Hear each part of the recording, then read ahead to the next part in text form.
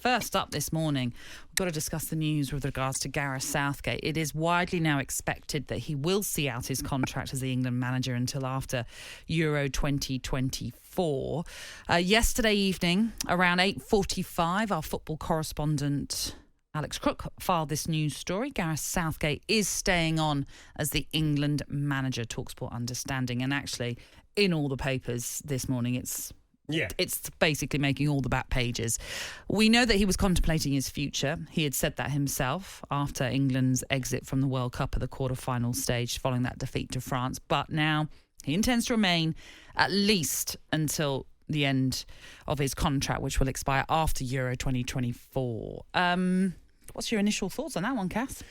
Well, I'm reading the Sunday Times, and I know we'll do the paper review later now. Yeah. David Walsh has given a very detailed dialogue that him and Gareth had, and David's known Gareth for a long time. I know that. I know David Walsh very well, and I know he's known Gareth for a hell of a long time, and he's really given a lot of detail away in his article. I did laugh, Nat, because I've read you this line here. What do you think of this line?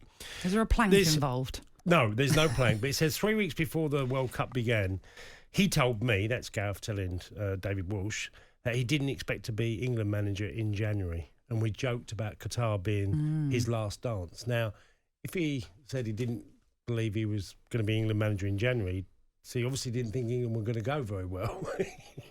Is that me being too cynical? Possibly. Maybe that's just a security thing for Gareth Southgate, just sort of basically saying prior to the World Cup, I don't expect to be in the role in January, but also maybe thinking, if I do well, though, that I probably will stay on. But there's a lot of detail in there, isn't there, now? Oh, gosh, it's a very thorough piece from David Walsh. And as you said, we'll go through it in more detail when we do our paper review in the next hour. But, yeah, he really goes into detail about all sorts of things, really, about the influence of his family, for example, that will have made a big part in all of this as well, about having discussions with his family.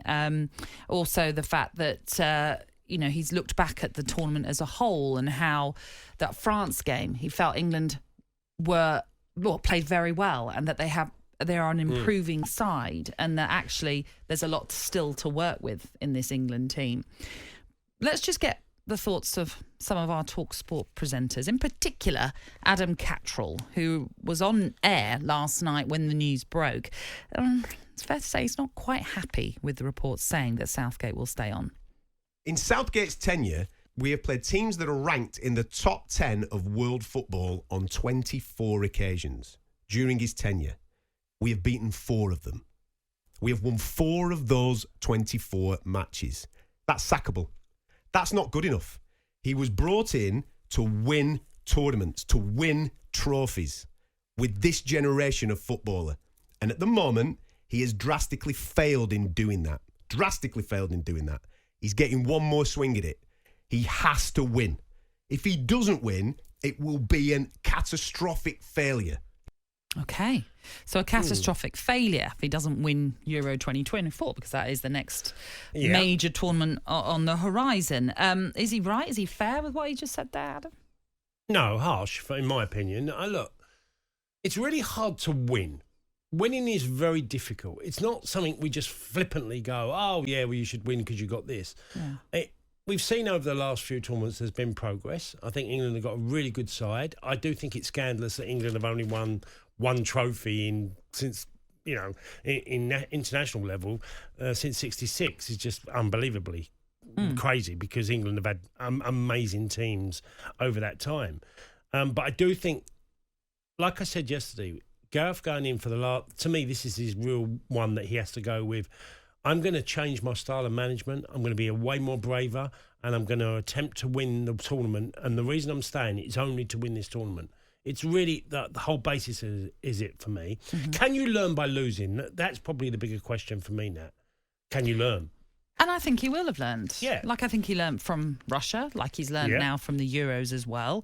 Like I mentioned, there is this feeling within this David Walsh piece and other pieces as well that, we saw a more front-footed England against France. It wasn't the pragmatic kind of England that we saw. Now, look, it didn't matter ultimately because we didn't win. So I can understand there is criticism. I can understand why some people may not be delighted by this news. But I do also think, what are the alternatives? Yeah, I don't know if there is any other suitable alternatives. And yes, people will throw Maurizio Pochettino and Thomas Tuchel at us. I'm not sure if they are the right people to lead England. Yeah. What I will say about Gareth Southgate, I've been critical of him, especially after the Nations League and what's happened with certain players being omitted from squads, for example, and some players being included in squads who have actually surprised us, like Harry Maguire in Qatar.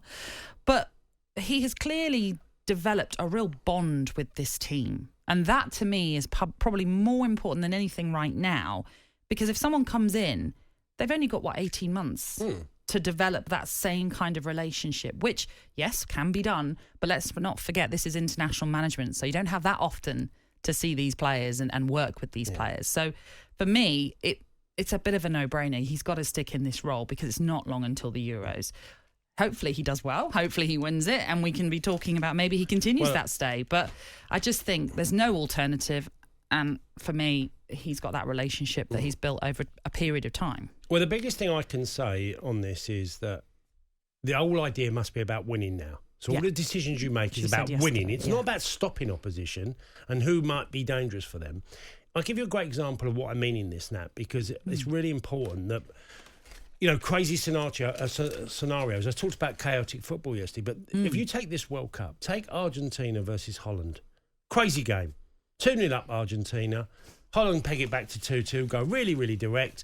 Now, if it was England, you'd have felt, well, Holland would have probably gone on to win that game, but become really chaotic, and then suddenly crazy things happen, and, okay, they win it on penalties.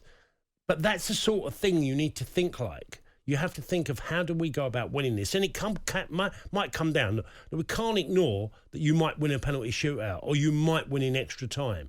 That is part of what the World Cup's about. You can't go there thinking you're going to win every game, it's going to be a breeze and there's not going to be any difficult moments. That's just not going to happen in a World Cup. So you have to make really bold and brave decisions. And I think that's where Gareth is now. There is no alternative. There is no safety net for him. He's going to the Euros and he has every idea he thinks about winning the tournament.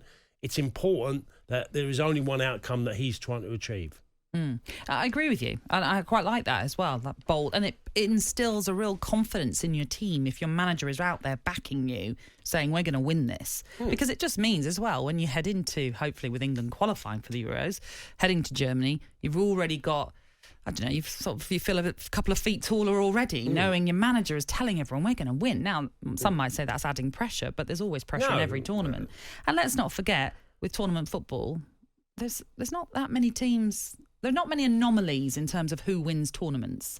You look at the World Cup, for example, Brazil, Germany, Italy, Argentina, France, England, obviously, like you mentioned, Spain have won it once as well, and Uruguay have won a couple of too. But maybe Uruguay of all of those, you might say is the anomaly because it was so long ago when they won the World Cup. Yeah. But, they're still a great team. But although they didn't have a great World Cup this time around, that being said. So it's not easy to win a tournament. No, it's not. It's really difficult. And I'd love to say in 18 months' time after Euros, and if Gareth didn't achieve winning it, I'd go, do you know what, though? He tried everything he could to win it. He did everything, and you can come away and fair play. Okay, you didn't make it. You didn't get over the line. Like I said at the very start, it's really difficult to win, and winners are a very special breed of people. And also, like we talked about when England did bow out last weekend, this is still a relatively young squad. These players, you hope, are going to mature in such a way that by the time maybe even 2024 comes along, hopefully even further, they'll be at such a stage in their careers where they have learned from all the heartache they've already suffered, but they'll just have that maturity on a pitch that might deliver some silverware for England with Gareth Southgate at the helm because he knows them so well. Yeah, and they might make decisions on the pitch themselves at times. Yeah. I watched a rerun of World Cup 66 last night. I watched Bobby Moore as a documentary, and I watched it. And some of the things that Bobby Moore did in the game, I know who was alongside him. Jack Charlton would have nearly been strangling him. He takes it down on his chest in the 18-yard box when they're 3-2 up England, and then plays it out, and then they get the fourth. It's like, these are things that people do that are winners, that, what Bobby Moore did that day people might look back and go, oh, yeah, they won 4-2. But you look back, they do special things. And I think that's where, that's what I'm excited for England, is that Gareth now only has one objective. It's not about anything else except trying to win it.